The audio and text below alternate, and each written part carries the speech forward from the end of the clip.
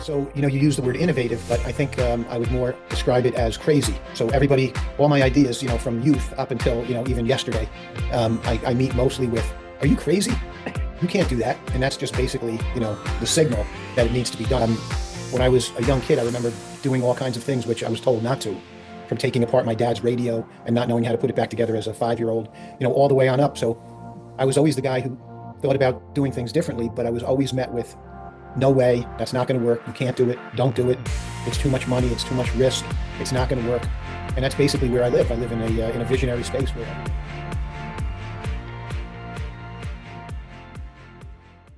Rick, thanks so much for joining me today. It's a real pleasure to have you. It's always a pleasure to see you. So Rick and I met through a mutual networking friend and contact, and you'll be meeting him soon. Today, it's all about Rick, and I'd love you to get to know him a little bit. So Rick, if you could just begin by telling us a little bit about who you are, where you are, your background, anything you feel inclined to share. Well, thank you, Rachel. First, thank you for having me. And it's been a joy getting to know you and your journey. So I'm honored to be on with you. So thank you. My pleasure. So, this is an interesting journey because we always think about, well, how far am I going to go back, right? But I think a turning point for me was on December 10th of 1997. I was working in a Wall Street firm, and I decided to transition from that job into working with my sister and brother-in-law in a dental practice because my sister had just married a dentist, and I was going to help one day in the office to do some marketing. Next thing you know, I'm working in a dental practice, and I didn't even want to go to the dentist, and it kind of put me into the medical field, and I was watching things and learning how things were going. And I was there to market and, do some IT stuff. But I quickly realized that I wanted to change the way that business was offered. And so we built a dental spa and wellness center catered to phobic patients. And so that was kind of like my first path into, maybe I could change the way this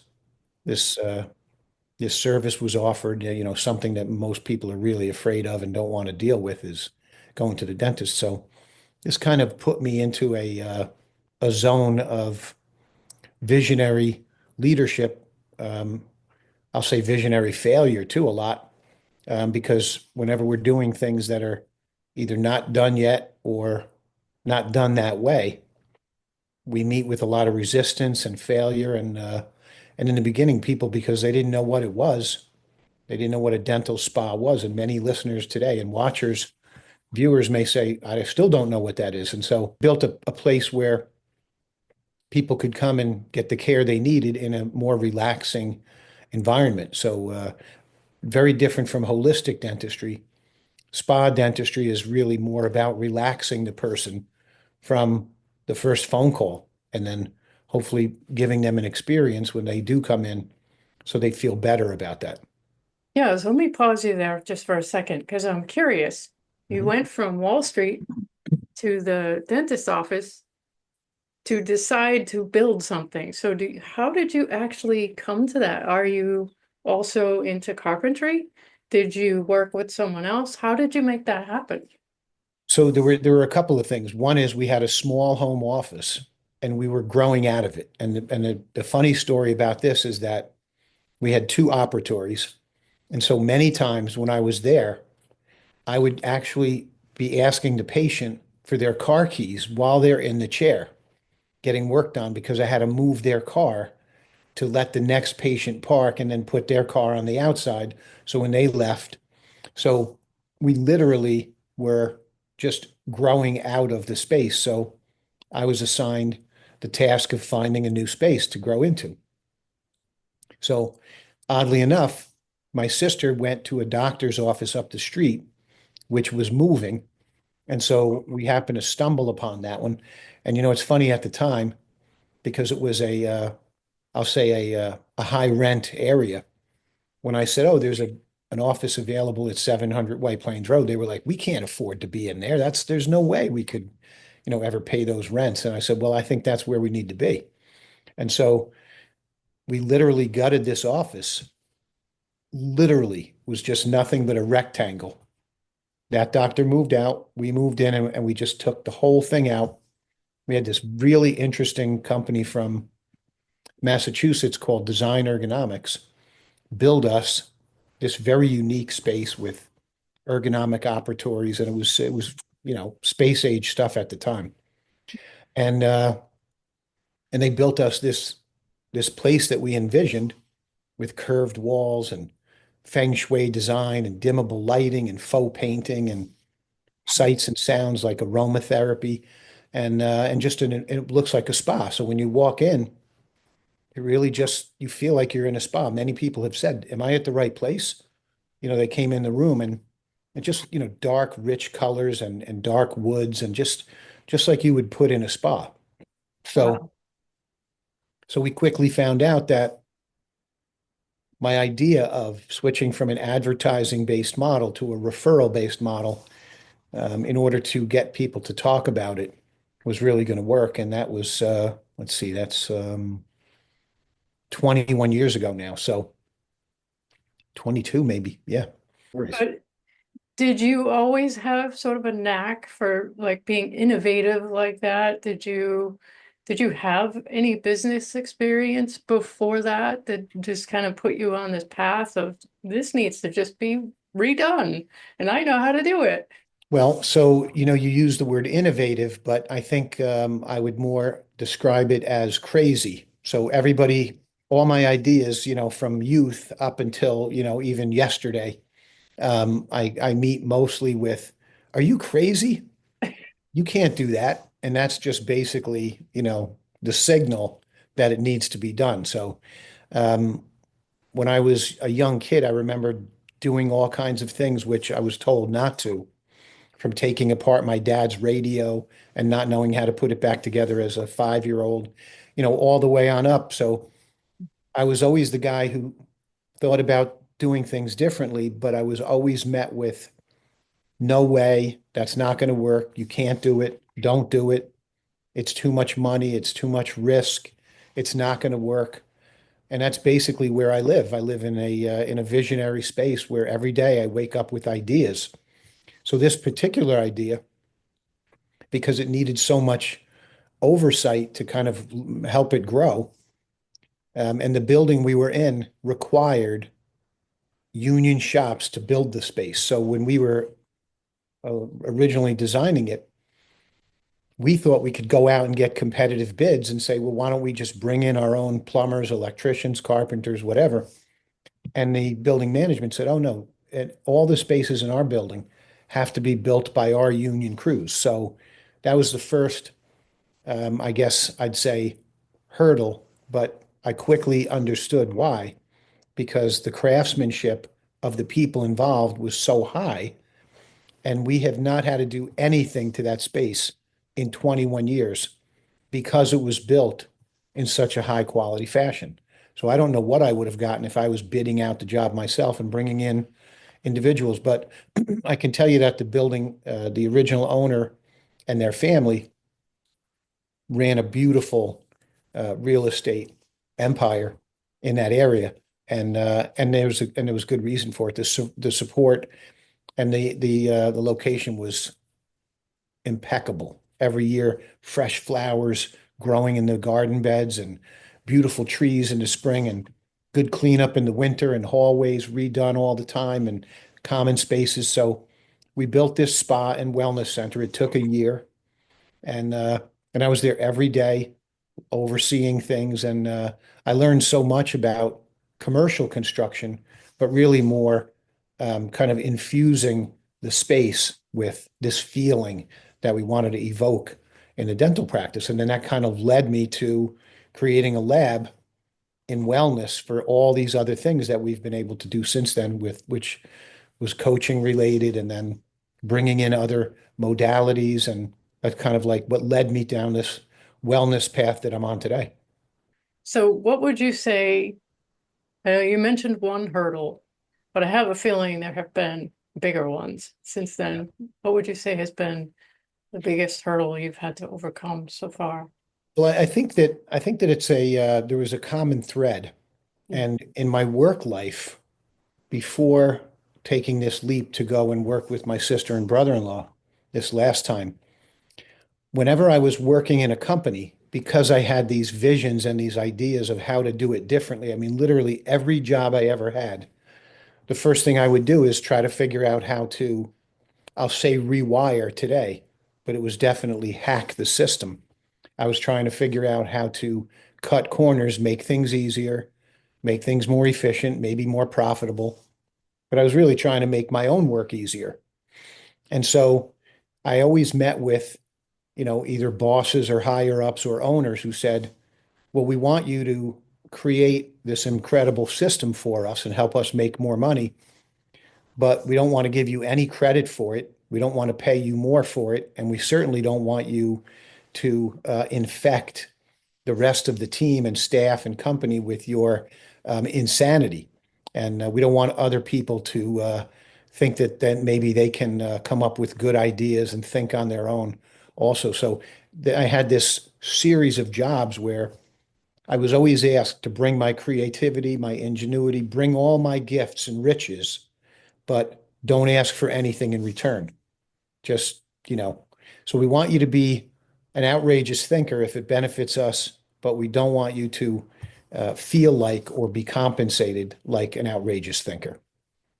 And so when it came to the dental office, which became the dental spa, how did, was there another point earlier on where you developed sort of a passion for wellness and health, or did that sort of spring out of what you saw in the patients that would come into the dental spa? How did that happen? So, what I determined this process to be prior to our methodology was a lot of times the patient would come in, and most people come in with a toothache. That's like the predominant, why you go to a dentist. And the dentist would say, well, this is what we saw on an x-ray, or based on your problem, this is what we're going to do. And then they fix it. And most of the time the patient says, okay, because why? They want to get in and out quick. They want it to be as painless as possible, and they want it to cost as little as possible so they can go back out on their way.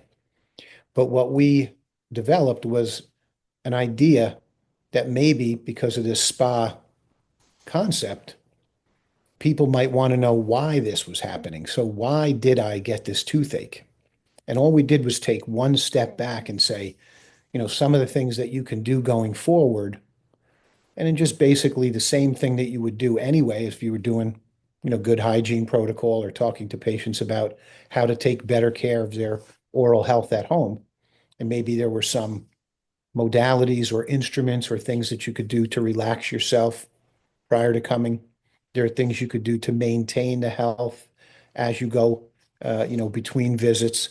And so we were just taking that one step back and saying, well, maybe if you um, added this kind of exercise to your life, maybe you're going to floss more, or you're going to do tongue scraping, or you're going to use an irrigator, or whatever it is, or maybe you're going to use essential oils, maybe you're going to use an essential oil breath rinse or something, and just kind of moving them in a direction to try to think a little bit more about that, which obviously leads to, well, maybe I'm going to do that in another area of my life. And so this wellness concept is really just making people aware of how to save the stress and potentially the money.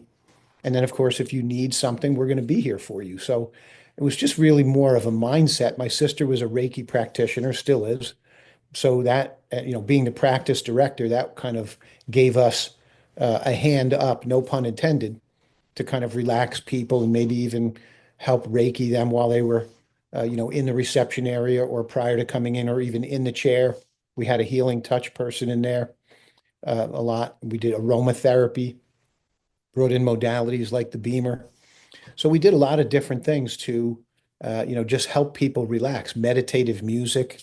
And a lot of these things were not, um, they weren't even obvious. Sometimes they just kind of were part of the scenery. So it didn't interrupt the doctors or staff.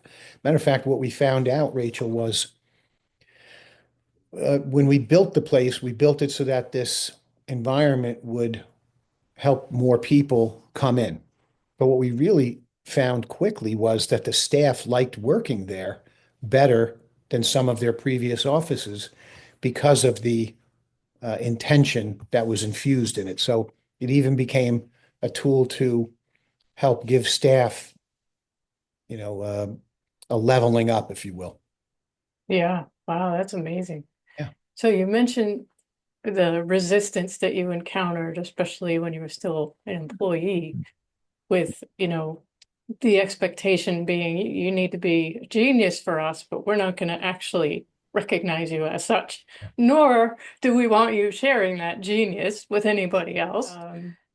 And you powered through that. So kudos to you. What would you say is like the biggest triumph, the biggest victory that you've had in this journey of being an entrepreneur? I think it's an internal one. So even though back in the day, Mm. I would get plaques and awards and then some compensation and occasionally recognition, which I really wanted more of. Once I determined, wow, this is an inside job.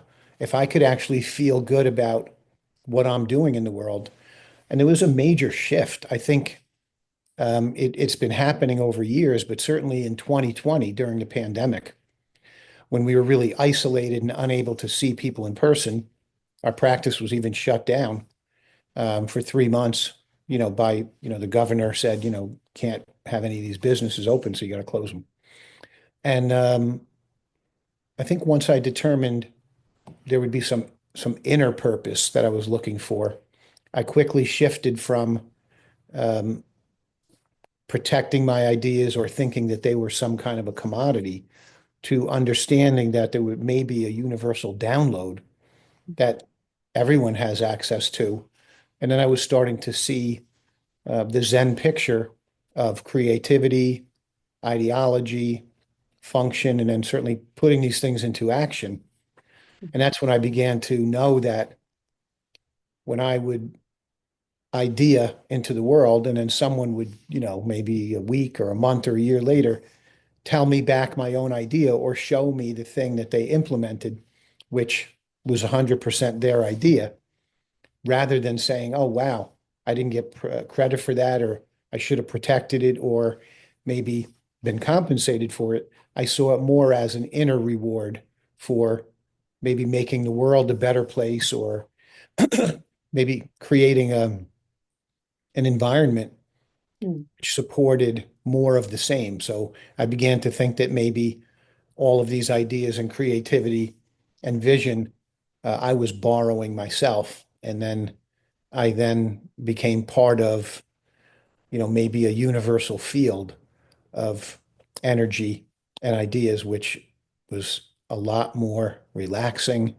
and not so much about achievement and accumulation anymore, but more about purpose. Yeah, I love that. Spot on. And I can so resonate with that. I think no matter what you're doing in business, the challenge is that your business is you. Like they're not overlapped, they're linked, Yeah. you know? And so when you're doing your inner work, like you just described, you end up with that sort of that pivotal point where you're like, this is about keeping an ego-based thing going. Um, or this is about being a vessel of transformation in your corner of the world. Yeah. Um, and I think, I've only met with Rick a few times now, and we haven't known each other long at all, but I quickly understood that about you is that you're not just in business for you. You are, and you went on to tell me this, I think in the last meeting that we had, where Rick is all about helping other people. He goes to fundraisers. He does all these things that aren't necessarily profitable for him, but he does them because he recognizes that he is contributing to the collective. And I think it's a beautiful thing. And I'm seeing, thankfully, more and more of that in business world today, which is very heartening. And if you are in business and you haven't come to that point yet where there's almost like this surrender that has to happen, I am one of many to contribute to everyone in my way with my skills and my gifts. And that paradigm shift changes everything, I think. And I absolutely love that about how you operate your business. And so you mentioned a few minutes ago that you created a lab. Is that a metaphor, or is that a physical lab inside the dental Well, spa? oddly enough, we have a physical lab where we do crown and bridge and denture repair and creation, but this was more of a metaphorical lab because all of these new ideas that I got, and I have to credit my brother-in-law David and my sister Joyce for giving me that freedom to really create. There wasn't anything that I went to them with that they didn't say, let's do it, let's try it, supporting me not only in the business, but also outside of it with all of my other personal endeavors and professional endeavors and my family. So, having, I guess you might say, supporters, not only emotional, but financial to say, yeah, let's do that. Let's take on that new, department. Let's bring on specialists. Let's change the way we do things and, promote this idea and really the team in so many different ways over the 31 years we've been working together in this business. So the laboratory, in addition to having a physical lab for dentistry, we had this think tank where, when people would come up with new ideas and new ways to do things, or maybe someone new came to work for us and they brought ideas and creativity from their other practice. And, not only people in the dental field, practitioners, but also vendors who would come with new ideas and buying new equipment, buying new materials, using techniques. My brother-in-law is clearly in the 1% in terms of his continuing education. He's 76 years old right now and still practicing and at the top of his game and enjoying every day. And so that requires a lot of knowledge. And, people in all businesses have access to continuing education, but not everybody takes it. So I commend him and my sister for continuing to educate themselves and to stay current and really have very high energy. And it's terrific to see. So we had a metaphoric lab, and someone who wakes up with a new idea every day is very taxing. So I think I wear people out sometimes with all the new ideas and those around us who say, oh, you know what, you got to finish one thing first before you start this other thing, or you never did anything with that other idea.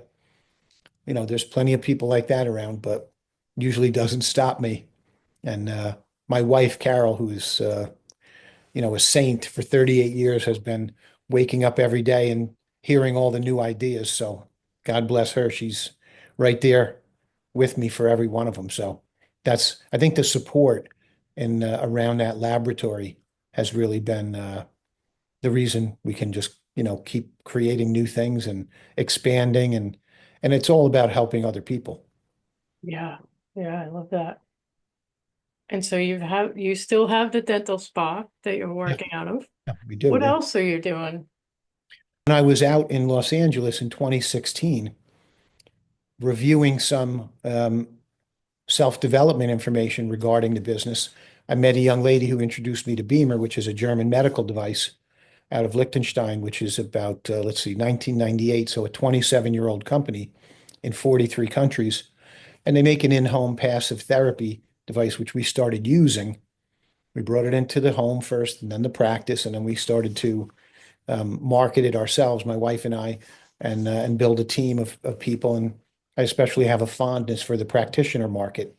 So we help bring it out into the clinical environment, whether it be traditional medicine or alternative healthcare and wellness. And we open up these places called well-connected centers of excellence, where we bring a beamer in there and then we help promote and market it. And just a terrific device. We think it's the fountain of youth, but I might be a bit biased. Well, I'd be curious to learn to have you share more about that. I have looked into it myself, of course, and it is an amazing thing. I know that there's more and more.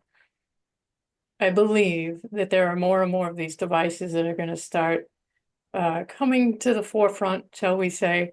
There have been these so-called alternative methods of healing and health for a long time that have, quite frankly, been suppressed from the general public. And I do believe we're going to be seeing more of that. I had my first guest since I've been back on the show or doing the show has just a chronic illness that basically keeps her bedbound for 90% of her day. Yet she goes all over the place speaking and singing. But towards the end of the show, I just felt strongly about saying, I really do believe that we're gonna see some different ways of approaching these chronic illnesses and disease Yeah. in a way that works with the body and not against it. And that's essentially what the Beamer does. And this is not meant to be a sales pitch at all, because that's not what this show is, but it is about empowering people. Maybe you could share just from a personal story, what kinds of benefits have you and your wife received from using this device? Well, so as you were talking, Rachel, what I was thinking is, what's the difference between a beamer and an electric toothbrush or a tongue scraper or a water irrigator? And the answer is it's just a tool in our wellness toolbox. So to kind of help you between visits, right? You're going to go get your teeth cleaned at the hygienist if you are someone who does that. And so you're going to, see your doctor or your healthcare professional whenever you choose to. And so this is something that's an in-home passive therapy. It's an electromagnetic device. It puts out a signal that's designed to improve your blood flow. And we're FDA registered class 2 device. So of course there are compliance things, and I'll just state that for the record that, we're not claiming that this thing cures, or, we're not making any diagnosis here. We're not medical doctors, but although many doctors are using it. And so basically it's just designed to improve your blood flow, which then opens up the body to a lot of other magical things. When you get more oxygen and nutrients and you remove toxins and lower inflammation, the body heals itself. So it's a tool, just like all these other things. So, you pick the modality, and Beamer is another one of them. But in particular for me, I like to work out. So I'm going to be 63, and my whole life I've always stayed physical. And so I live in the Northeast. So one example I'll just use is what I noticed right away. So when I would go out and shovel snow, come back in, maybe an hour or so of snow shoveling, my back would be burning. And then, maybe I'd put an ice pack on it or a heating pad or whatever. But right after I got the Beamer, maybe it was a couple months afterwards, I realized, after beaming, I was kind of helping my body manage some of these things, and then I would wrap this. There's a wrap that goes with it. You put that on your back, and then I noticed my back was feeling better sooner, able to go out and shovel snow again. Also, focus for me. I'm a guy, as you already heard and know, who does a lot of different things. So I'm always in different directions. Noticed quickly that after I was using the Beamer for about a year, I had extreme focus, and it never changed. So I was that guy before Beamer who maybe I was cutting the lawn and I'd come back in to send an email. Halfway through the email, I was putting a load of laundry in, going back out, get a sandwich. And I was just like, had these maybe 4 to 80 things going on at once. And I noticed quickly after about a year, I was like hyper focused. I'd finish the email. I'd cut the grass. I would finish the laundry. I would make the sandwich and eat it. So something changed. I don't know what happened, but I just know that that was a terrific benefit that I got from it. So recovery in terms of working out. When I was getting older into my 50s, maybe I would work out a muscle group once a week instead of every other day, like when I was in my 20s. And then over time, maybe a couple years into it, I started to, go down to twice a week again. Then all of a sudden now I'm back to being able to work out, the muscle groups anytime I want. So something changed in my recovery. So, for me, just a little bit more relaxation, a little bit of focus, a little bit of recovery. And so those three things are just, one man's story, but they're certainly part and parcel. Now, I will say this. I am definitely a biohacking type of dude. I love to figure out ways to, take better care of myself. And this is one of them that's non-invasive, it's passive, it's, buy it one time, use it for, forever. And when my wife decided, you know what, we got to share this with people, we made a business out of it. But certainly it was, if I had to leave my house in a hurry, I'd be taking my Beamer and running out the door. Well, I hear you on the biohacking thing. I think that a lot of that is coming forward now too. Spa, you've got Beamer. What else you got going on? I know you have even more Yeah. things, so go ahead So and share that. I'm a serial networker. So about 4 years ago, I I had a good friend who I was doing some coursework with, and he put a post on LinkedIn. I made a comment on it, and I met this young lady, Lana, from the Netherlands. She introduced me to her friend Veronica, who then invited me to a 6 a.m. New York time networking group, which met at noon in the Netherlands. And when I went on there, there was a guest presenter that day, and he was talking about how his dad was a magician when he was a kid. So he made a post after this workshop he gave, and I made a comment. Hey, I love magicians. I love magic. When I was a kid, I loved magic. And so it's so cool you told that story about your dad, who's a magician. And then we connected. We had a Zoom face to face because again, I'm in New York, he's in the Netherlands, and we hit it off right away. His name is Frank Vandenhorst, and we are, like brothers now. That was 4 years ago. I was in a mindfulness group the week before where I met this gentleman by the name of Peter Fellows, who's a Canadian who now lives in New York. And I put Peter and Frank together because they're older than me. So I said, I'm going to put these two old guys together and maybe they'll have something in common, like a rocking chair or AARP or something like that. And while they had their face to face, they said, you know what, we should probably do something with Rick, that young, handsome guy, to kind of make us look better. So we decided to make a podcast together. And after a few months of wrestling around with names, we came up with the Road Ahead Cafe. And it's a podcast to help you up level your life through, just hearing about what other people are doing. So you got this Dutchman, this Canadian, and this New York Italian, all giving you three very different views on meditation, affirmation, dealing with challenges, relationships, health problems. So, and basically, we're not giving any advice. All we're doing is saying, this is what we did. Maybe you can give it a try. So we call ourselves three ordinary guys with one extraordinary mission to help you level up your life.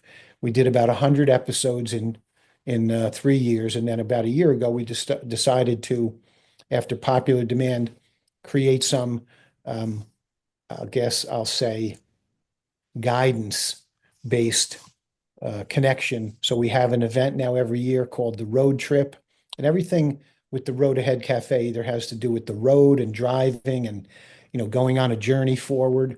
And the cafe is like a coffee kind of theme. So it's coffee shops, two people sitting across a table having a cup of coffee, just talking about life. And so we like to have that as the vibe. It's a road trip and it's a cup of coffee with a friend.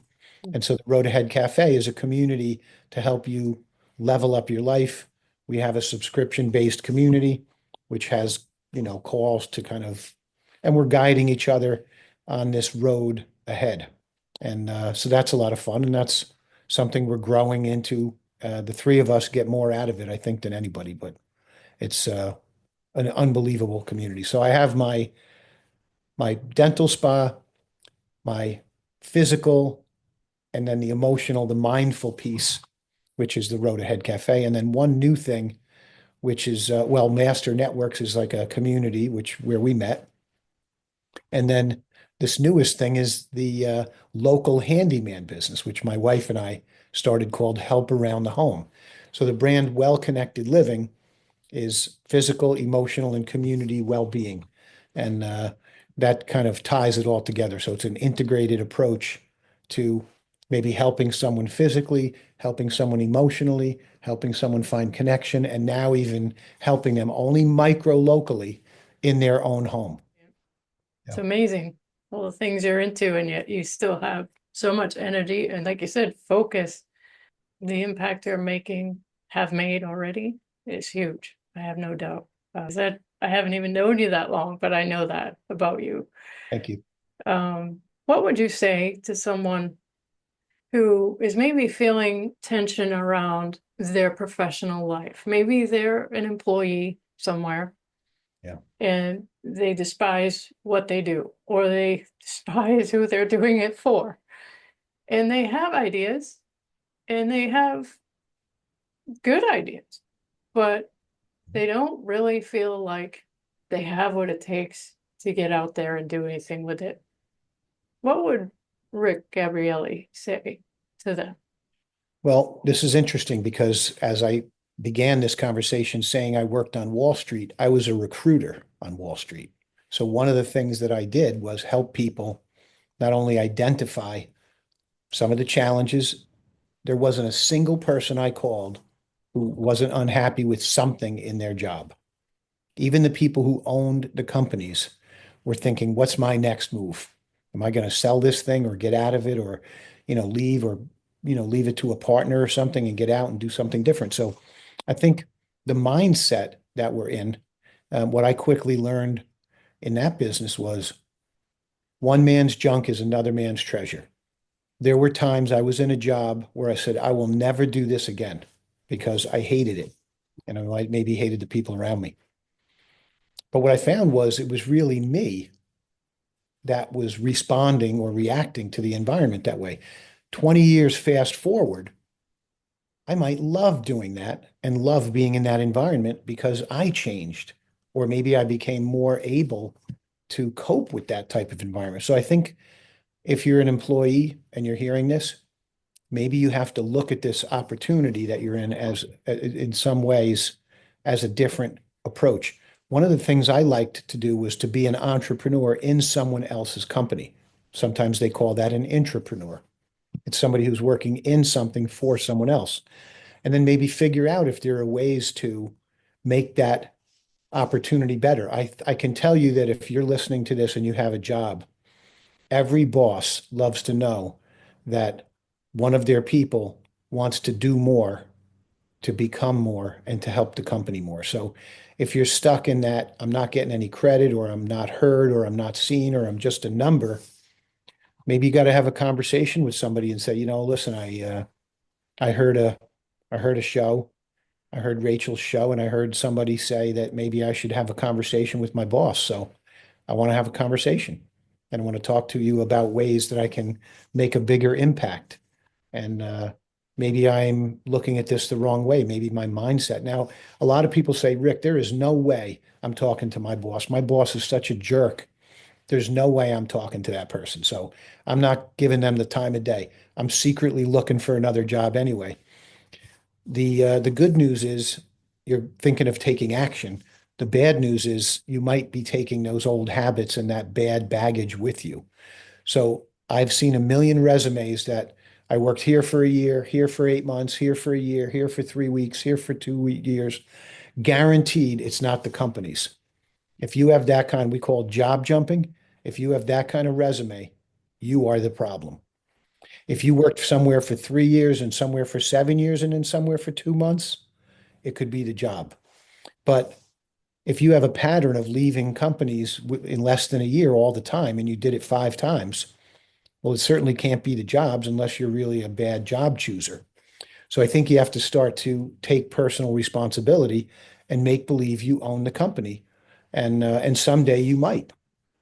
The grass isn't always greener on the other side. A lot of times when you leave a job, you think, oh, this is going to be so good. And in the first few weeks or months, it is because it's the honeymoon period.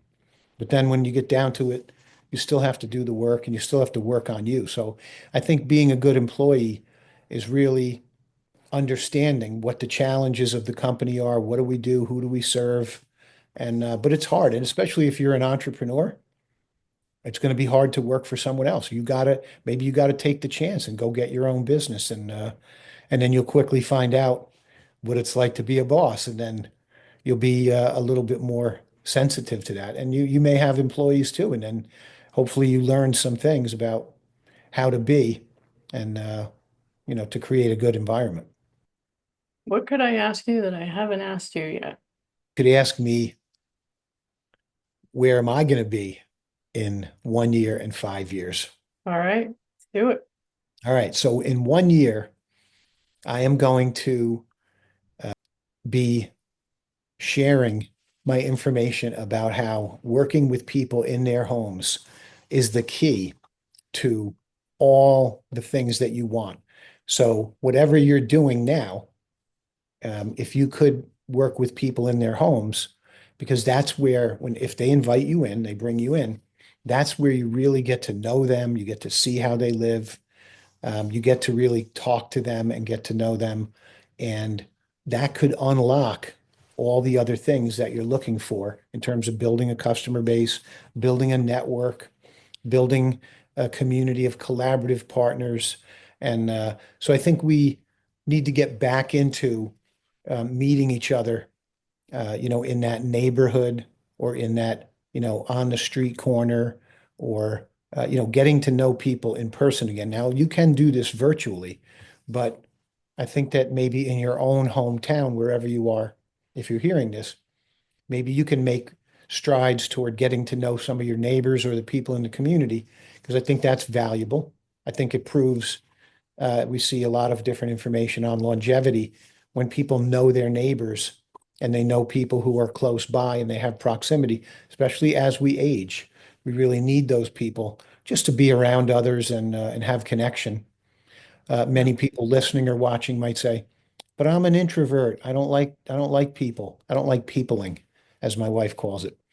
But it's actually a fact that introverts actually find an extroverted side of themselves when they are around the right people. Sometimes it's even just one-on-one or three people in a room. It doesn't have to be 50, but find dial in to the number of people and the kind of people that align with you, because connection is priceless. And my wife and I wrote a book called The Currency of Connection in 2020, which talks about how to create energy, value, and meaning in your life and the lives of others through these kind of principles. But you have to be, talking to people, connecting with people, and whatever you do for a living, I bet you people are involved in some way.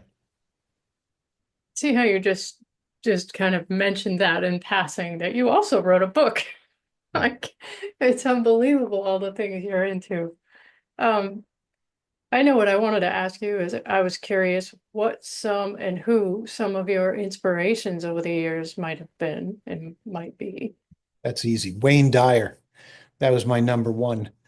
Um, I'm going to be 63, so when I was driving around in my car in the mid 80s, Nightingale Conan was a popular self-development company. They put out at that time cassette tapes and books to, you know, listen and read and learn about all these self-development things. So one of my favorites was Wayne Dyer. And I used to listen to a lot of business stuff. I was in sales and I was driving around on the road. So, I'd listen a lot. But once I heard Wayne Dyer and I heard that, like a little bit of a spiritual piece, and I had no idea what that was. I thought spirituality meant religion. I didn't know that it was just, more of a lifestyle and a way of thinking and a way of, walking the earth and, just maybe studying things that we are not always, educated on as young people, especially here in the United States. But when I heard Wayne Dyer, I heard like a regular guy who was telling about his own experiences in such a way. And I just latched onto it, and then I was just a big fan and just following all his stuff and wanting to be like that. I always remember thinking when I heard him speak, oh man, I want to speak like that someday. I want to, write a book. I want to teach people. I want to be a student forever. I want to be Zen. I want to feel good about the world and people. I want to feel kindness and, just all those things. And I remember, oddly enough, one of my friends, Steve Burford, was putting together an online university, and he was coming in from Europe to shoot a video with he had chosen 8 thought leaders from around the world, me being one of them, to put this university together. And my piece was going to be on unconditional love. So he was coming in to shoot about 6 hours of video with me that day. So as I was going to pick him up at JFK, I heard that Wayne Dyer passed that morning. And I was driving to the airport with a heavy heart. And I just thought to myself, well, I'm going to be one of the people who takes that torch from you, Wayne, and I'm going to continue your work. And I didn't know at the time I was already doing it, but then that particular day, I had to shoot 6 hours of video about unconditional love. And I was just doing it, channeling that spirit and that his ideals.